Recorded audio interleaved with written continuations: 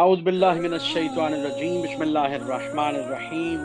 اللہم صل علی محمد و آل محمد وعجل فرجہم۔ ماہ مبارک رمضان المبارک کا روزہ افطار کرنے اور کروانے کا ثواب، بہت ساری روایات اس سلسلے میں ذکر ہوئی ہیں۔ ان میں سے ایک روایت نبی مکرم حضرت محمد مصطفیٰ صلی اللہ علیہ وآلہ وسلم فرماتے ہیں کہ جو شخص کسی کا روزہ افطار کرائے تو اس کو بھی روزہ دار کے برابر ثواب ملے گا، جبکہ اس روزہ دار کے ثواب میں کوئی کمی نہیں ہوگی۔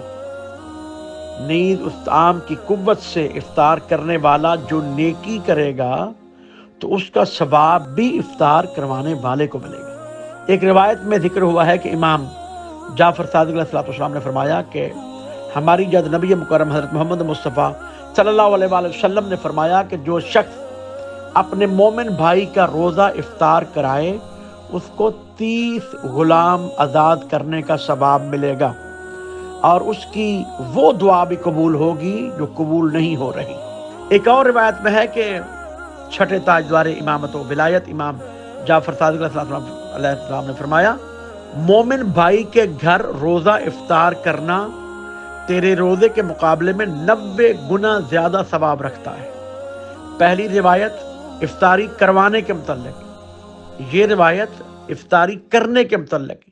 یعنی خود روزہ افطار کرنا اور کسی مومن بھائی کے گھر روزہ افطار کرنا، خود روزہ افطار کرنے سے 90 گنا زیادہ ثواب رکھتا ہے۔ ایک اور روایت میں پھر امام جعفر صادق علیہ السلام فرماتے ہیں، جو روزے کی حالت میں کسی مومن بھائی کے گھر جائے اور اس کے پاس افطاری کرے اور اپنے روزے کی افطاری کے متعلق اسے تکلف میں نہ ڈالے، خدا اس کے لیے 1 سال کے روزے کے ثواب لکھ دے گا۔ اللہ اکبر۔